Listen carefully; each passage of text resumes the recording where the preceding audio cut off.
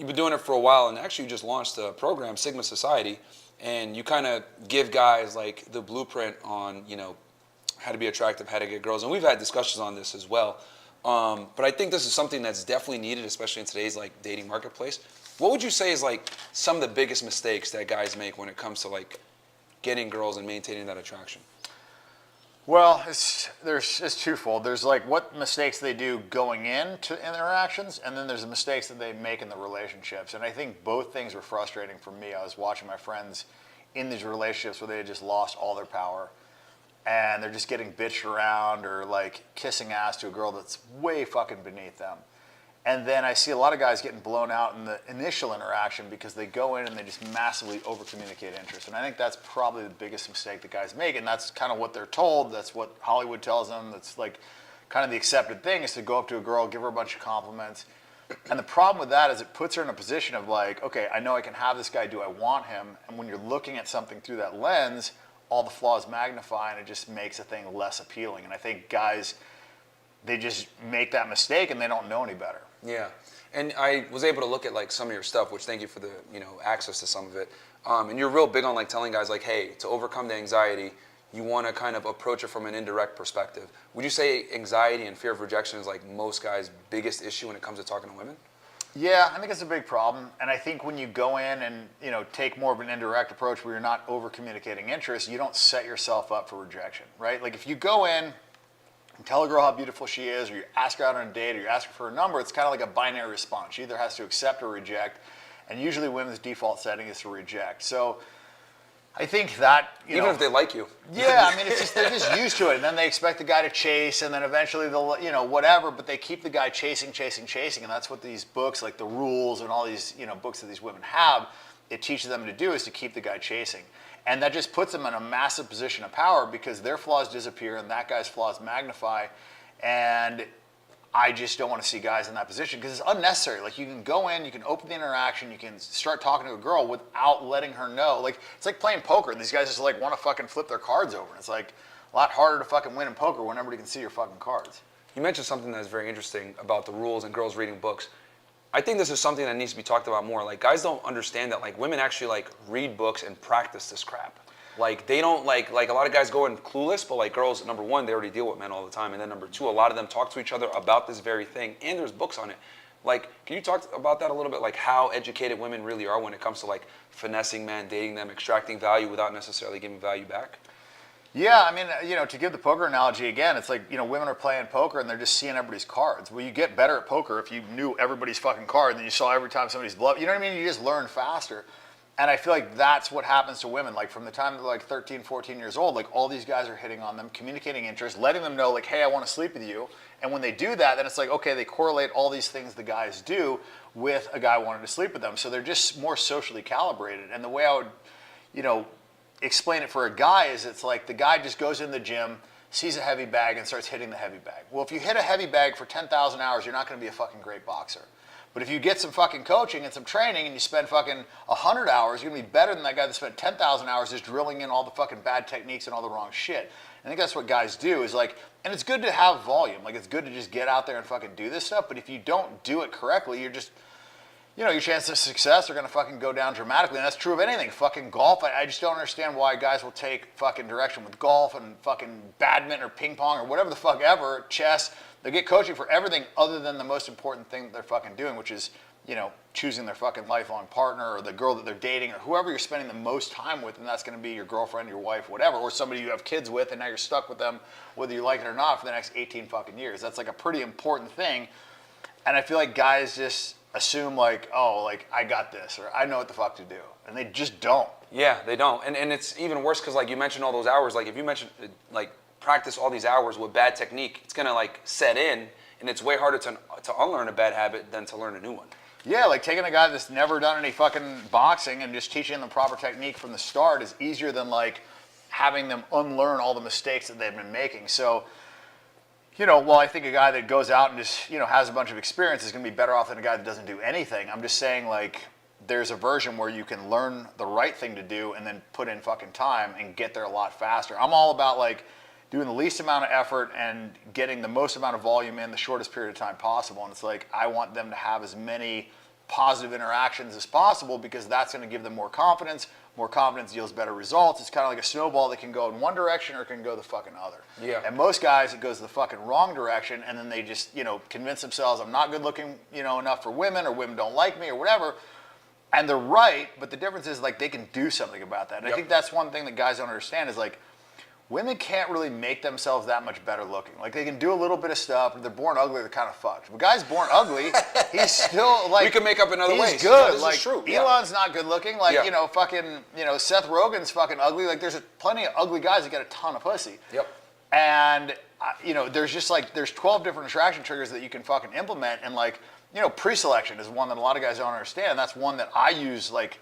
one of the best. Yeah. You're one of the best guys when it comes to pre-selection by far. Buddy, I could go into a club with 2 or 3 girls that really wanted to fuck me, that I had been fucking, that were all over me, and just literally like point at other girls. They didn't even know who the fuck I was, but because hot girls were interested in me, and obviously that's not like a easily transferable one to other guys, but there's different versions of that. Like, you can elicit jealousy pretty fucking easily. Just on your story, just making girls think about you. Like, let's say you're out at a fucking bar and you take a picture of a martini glass and your beer. Girls are going to wonder, like, oh, who is he with? You know what I mean? Like, and that's a pretty easy thing to do. So you don't have to have 3 girls lining up to fuck you to implement pre-selection and jealousy and a lot of things that are, like, really powerful for getting a girl to want to sleep with you. And it's interesting because not many people talk about this. Obviously guys like yourself, me, we talk about this, but like, conventional dating coaches are like, just be a nice guy, take her out, blah, blah, blah. And I think nowadays, if you're not like willing to talk about these uncomfortable realities when it comes to female nature, like you're just not going to get ahead. And pre-selection is, I would argue, one of the best and strongest triggers, and it's social proof. You can't fake that.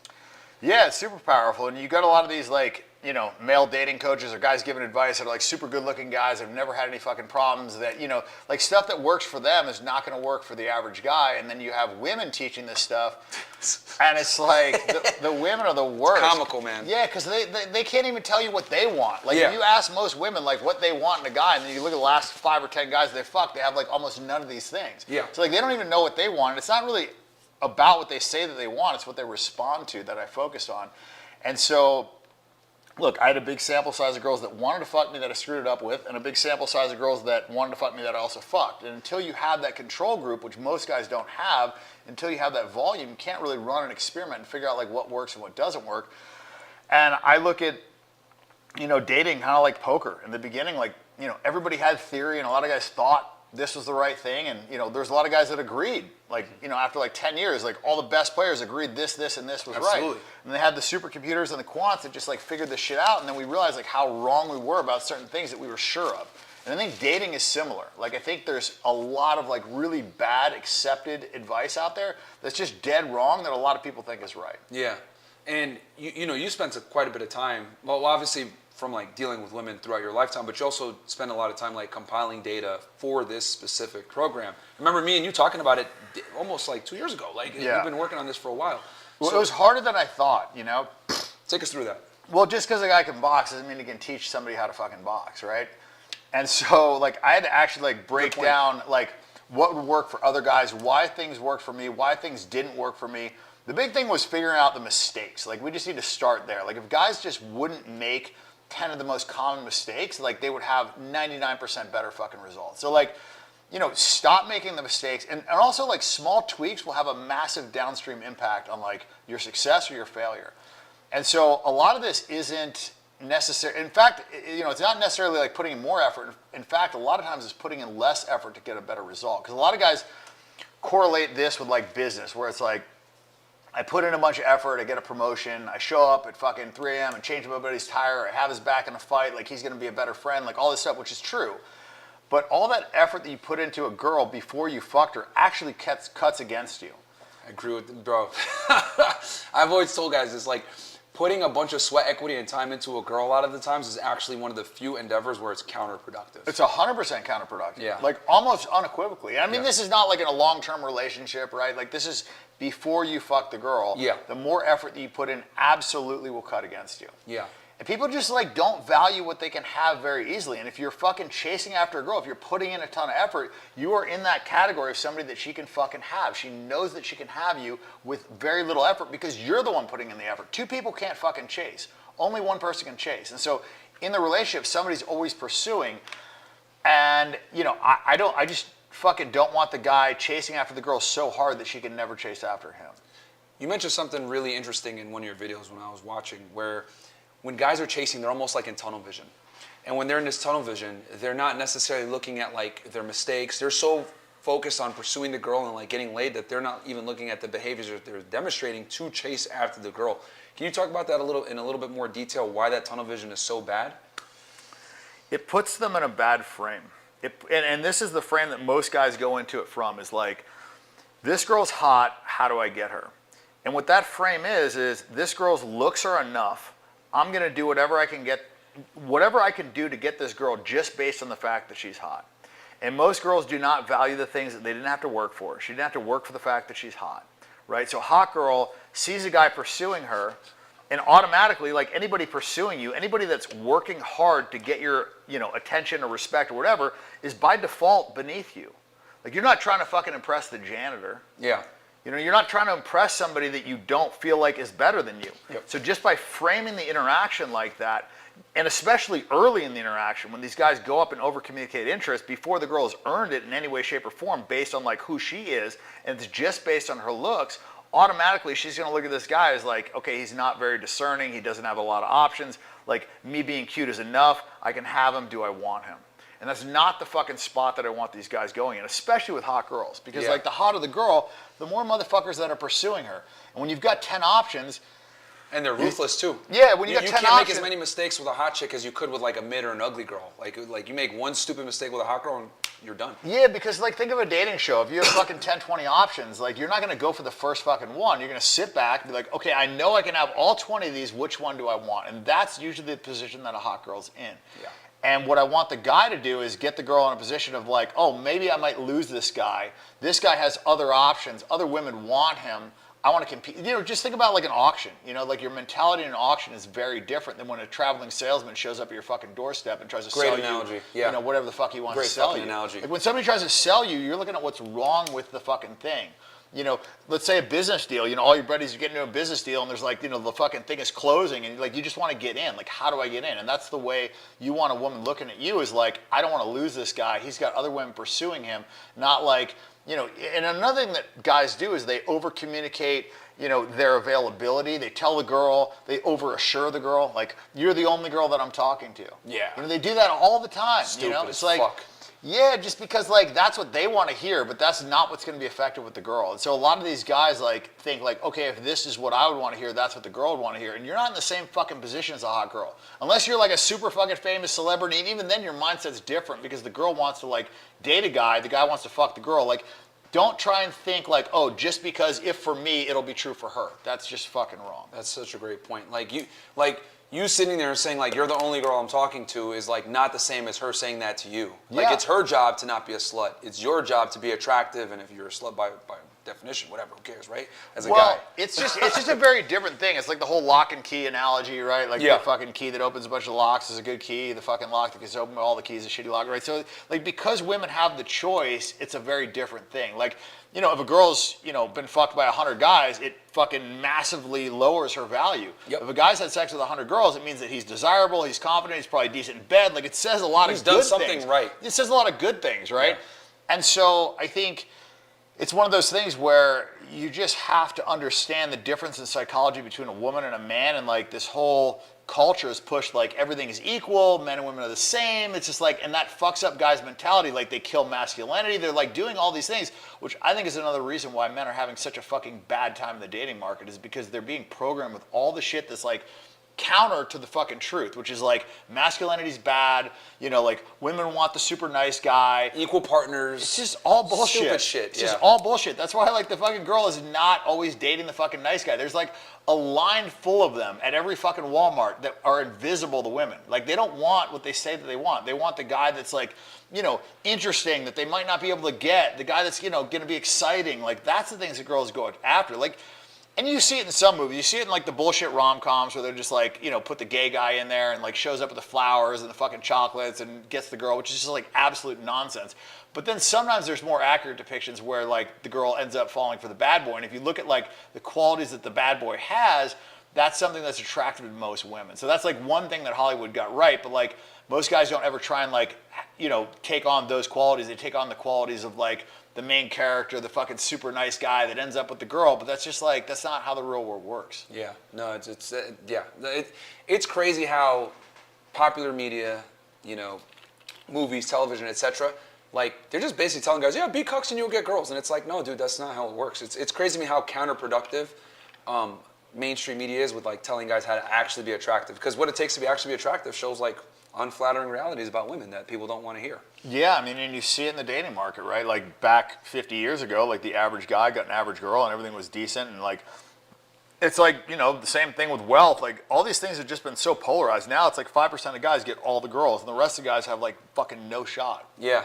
And that's why I felt like I should do this, because I felt like there were so many guys just like quitting. Yeah, that's what I was gonna ask you next. Like, what made you like want to do this?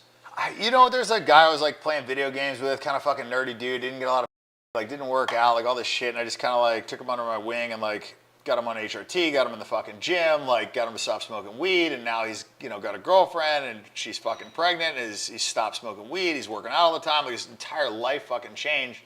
Off you just giving him some tips. Yeah, I didn't have to do that much, just to like kind of like point him in the right direction, like stop him from doing the same fucking mistakes that all these other guys make. I know you mentioned this guy last time we spoke. Yeah. Cool. So you guys are still talking. Yeah. I mean, like I said, he just got a girl pregnant. And he's like in a serious relationship. He's happy. Yeah, it's crazy. So. And you're like, you know what? I need to scale this out and help more guys. Well, I just felt like nobody was giving them the right information. Yeah. There was just so much bad information. There's a lot, dude. It's like you fucking get a bad map. Because they censor you when you give this good information out. They'll say you're a misogynist. They'll ban you off TikTok. Me and you were talking about TikTok earlier.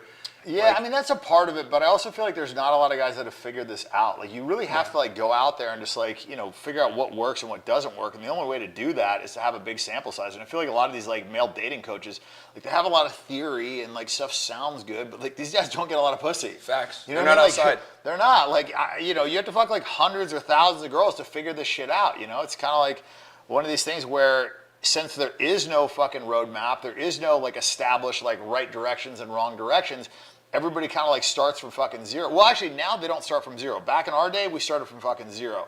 Like, now they start fucking, from like a negative 50. Yeah. Because like they've been programmed with all this bad shit. So they have to like unlearn all the bad shit. And then, only then are they starting off at fucking baseline, coupled with the fact that women expect way more now. Like they have these like crazy fucking delusions of what they deserve or what's like, what's an average guy? Like, just like what they think is normal or average is so fucking skewed. When I ask girls, how much money do you think an average guy makes on our show? Almost every time, $100,000 a year. Fucking crazy, bro. Like the average guy's only making like 30 to 50K depending on where they live. But like the average girl thinks the average guy's making $100,000 per year, which lets you know like a lot of these chicks like expect a lot off rip. Yeah, and the problem is they go out there and they fuck all these 5% guys, and then they end up just like settling for some rich guy that's going to take care of them. And the rich guy thinks like he got this great girl, and the girl's like just with him so he'll pay her fucking bills because she feels like she can't get one of these 5% guys to actually date her. So it's just like automatically that interaction sucks. And one of the things that I tell guys, like, you want to make a girl want to fuck you. There's girls that want to fuck guys, there's girls that want to date guys, and there's a combination, right? And I want guys in the bucket of like, the girl wants to date me and she also wants to fuck me. Or just that she wants to fuck me and then you can make her want to date you. There you go. But like the category that you absolutely don't want to be in is the category of like, she wants to date me but she doesn't want to fuck me. Yeah. Because those are the guys that get taken advantage of. Absolutely. And that's, guys, this is important shit, man. And I'm glad that we're like rehashing this, because you have to like drill this in a guy's head like so many times, because right now there's somebody watching that probably doesn't get sex from his girlfriend or his wife or his fiance. Like she stopped fucking him and he's just letting her like, I'm still gonna marry her. It's like, no, dude, like you're literally setting yourself up for failure. Yeah, I mean that's like the biggest manipulation tactic ever. If a girl's ever just like, using her or blowjobs or something as like a tool to get what she wants, like you're already in a fucking horrendous position. And I think a lot of guys don't realize like how they get in this position. It's like small little battles lost. It's like there's this fucking war for power going on, and small victories and small fucking defeats add up. And these guys, they'll just cave, or they'll be like, oh, happy wife, happy life. Like, let me just appease the wife. And it's like they appease them into the point where like the girl loses respect for the guy and then cheats on him, and the guy just gets blindsided, has no idea where it came from. And I see that a lot, where these women, they just like subconsciously like lose, respect for the guys over time. And then the guy is just so surprised when she cheats on him. He's like, but I was such a good boyfriend and I never cheated on her. I always told the truth and I was there for her and I did this and I did that. And it's just like, you know, when you make too many sacrifices for a woman, they become expected and not appreciated. And a lot of guys end up in this category where they're just making more and more sacrifices, trying to win the girl's approval, and that's just actually subconsciously driving her away because she's never having to invest in the guy. She's never having to like do anything for the guy. So it just puts her in a constant state of like, okay, I know I can have this guy. Do I want him? And then she's looking for other options versus like when she's wondering, what's this guy doing? You know, like, you know, how do I get him to stop talking to this other girl? Like, you know, I want to make him, you know, mine. Like, I don't want him talking to other girls. Like, all this stuff that makes her want to work for the guy. And the more you work for something, the more you value it. And I think a lot of guys are in these relationships where the woman isn't working for the guy at all. Yeah. And when you're in that spot, like I said, you don't really value things you don't work for. Would you say that's the number one reason why women cheat? Because obviously a lot of girls have like cheated on their boyfriends with you, and you found out after the fact. Like, would you say that's like one of the top reasons why girls cheat? I mean, it always starts with he was so nice, but. So I would say. Fucking terrible. I would say being bored. I think a lot of women get bored in a relationship. A lot of women like know that the guy's never going anywhere, that he doesn't really have any other options. Like he's completely invested. Not that that's like a bad thing. Is that, you know, to be dedicated to a woman. But be dedicated to a woman because you like her, not because you don't have other options. Yeah. You know, you're choosing her versus you're just settling what you can. Settling, yeah, exactly, for the low-hanging fruit. And I think a lot of guys end up in that spot. And if you're not willing to fucking walk, you're never going to have power. And I think a lot of these guys are not willing to walk. Yeah.